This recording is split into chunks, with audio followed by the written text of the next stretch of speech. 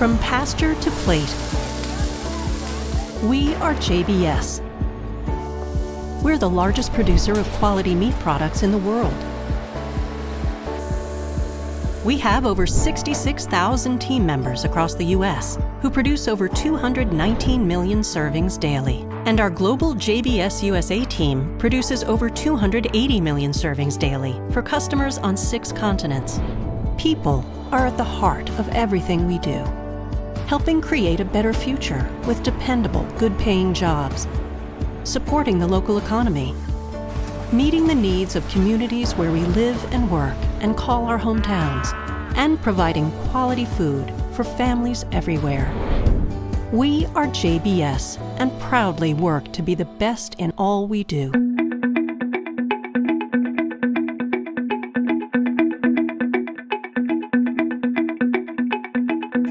JBS has a strong focus on protein-based products, particularly beef, pork, and poultry.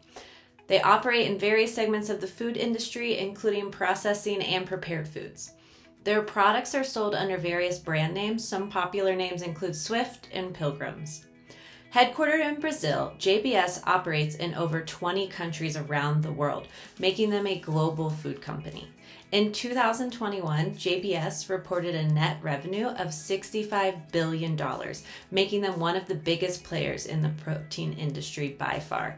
They continue to grow year over year and have been since 2018. The processed meat industry is massive, with the U.S. accounting for around $38.9 billion of revenue.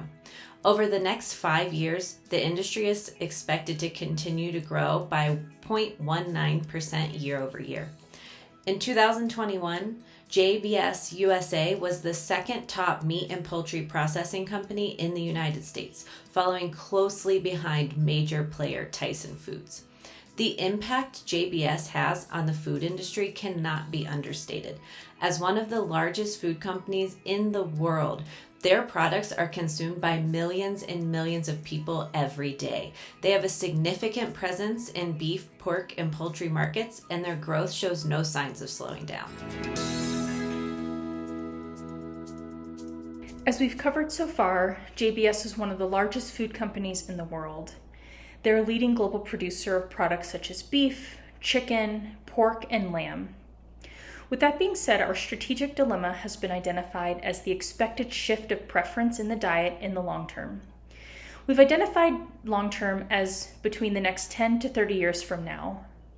According to a recent research publication from the University of Michigan, it's been predicted that by 2030, consumption of animal-based foods such as red meats, poultries, fish and other seafood, eggs, dairy, or other animal-based fats will decrease by 50%.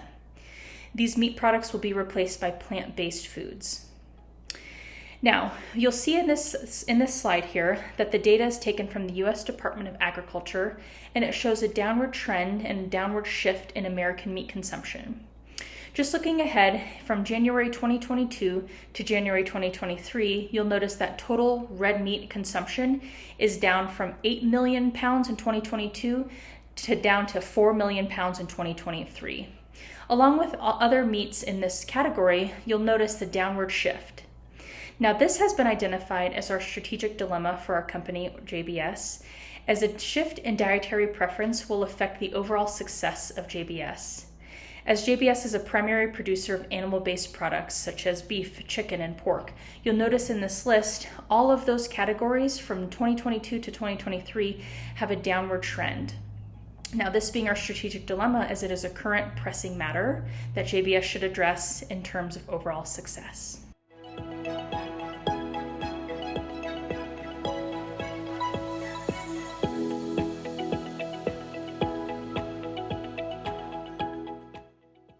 I am going to be talking about the evaluation methods that we use. So there were 4 different ones. We talked about Porter's 5 Forces, SWOT, TOWS, and PESTLE.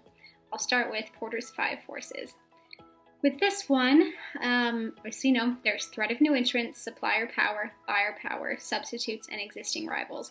We found that the threat of new entrants was moderate, supplier power was also moderate, buyer power was Mixed because there's a high volume of buyers directly related to high volume of products sold. Substitutes is high. We'll talk about it later, but there's a huge market for meat substitutes. Well, and we talked about it before as well, but just ongoing. And then existing rivals is high. Lots of existing rivals and high competition. For SWOT, the next evaluation, we're going to talk about the internal aspects. So we have strengths, weaknesses, opportunities, and threats. Some of the strengths of JBS are strong brand recognition and global production, but some of the weaknesses are large debt, the increasing dependence on the U.S., and along with that, over 70%, almost 75% of the revenue was from the U.S. last year. So it's quite high. And then the opportunities are the investment activities and brand extension. We could take advantage of some of that newfound excitement around meat substitutes. And then threats are potential disease in production of livestock that they're using, and as well as strict regulation. The third evaluation we have is TOWS, and there's 4 sections of that. So we have strengths and threats, which that involves obtaining feedback from consumers to develop new and innovative products and services and continue financial growth through strategic acquisition. But then the next section, we have weaknesses and threats, and there they can focus on improving animal welfare and address the growing concerns with ethics in the industry. With strengths and opportunities, they can develop additional products and services for their North American consumers, and they can also build a more robust and self-sustained distribution network. We also saw that for weaknesses and opportunities, they can develop meat-based alternatives in an effort to lessen dependence on the North American market. I thought those were an interesting way to show the different strengths and threats and weaknesses and how they relate with each other and can all lead to business development. And the last evaluation was PESTLE, which those are all the outside factors. We have political, economical, social, technology, and environmental.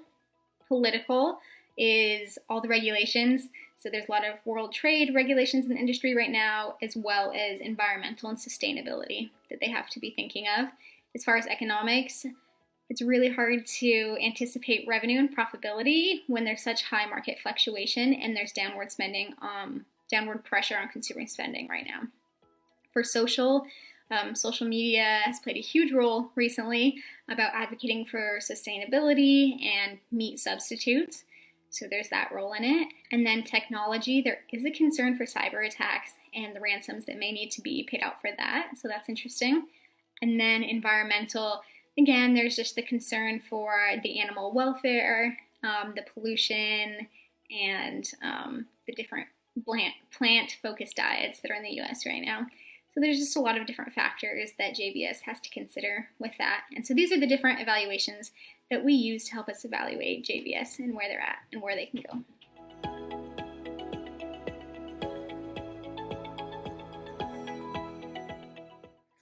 As part of our evaluation methods, we did interview John Haas, who is a CPA at JBS here in the United States. He's actually the divisional controller for the JBS imports unit of Canada and Australia. One thing that he did point out was that JBS does have a huge investment in diversity and employees. They do offer a lot of free educational opportunities for their employees. He gave me this commercial which summarized what he feels like is an accurate description of JBS's work environment. As people in the business of feeding people, if something feeds a need, it's food to us. Whether that's working with family farms to sustain the planet, helping our hometowns grow, offering our employees the education they deserve. Not that, though. That's burnt. I thought you liked it crispy. That's no good at all. Okay. Put a fresh one in there.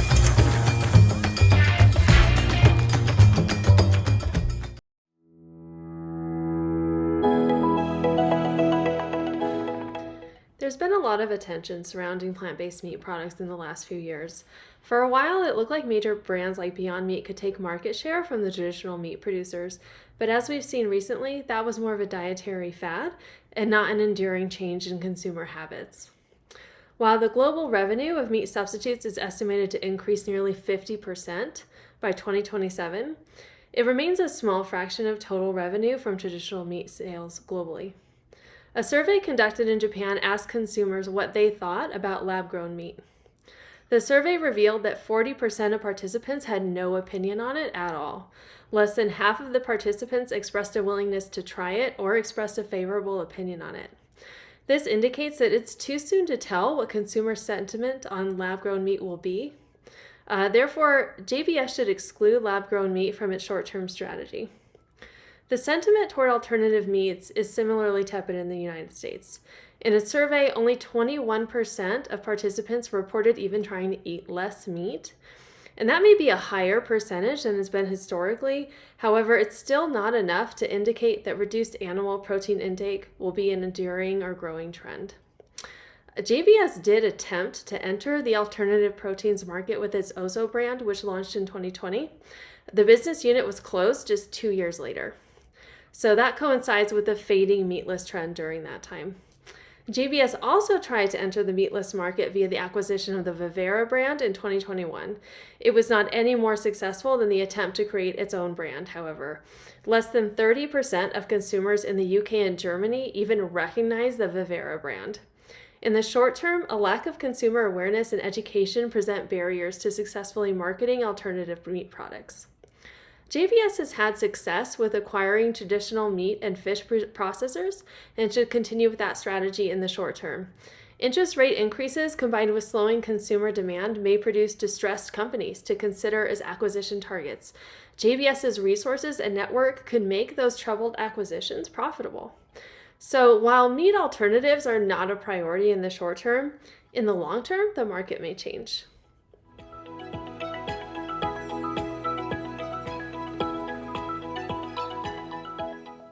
Let's take a look at the long-term strategy for JBS. They need to explore cultured meats and re-enter the plant-based protein market, determine at what point it would be profitable to begin these acquisitions in the future, and focus on the reduction of greenhouse emissions. Let me show you why.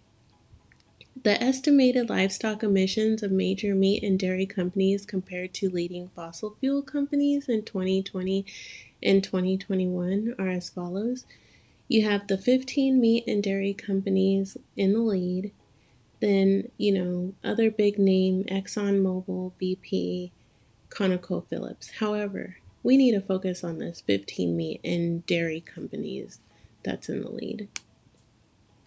The estimated methane emissions by major meat and dairy companies worldwide as of 2021, JBS is in the lead. This is imperative that JBS focuses on eliminating these emissions.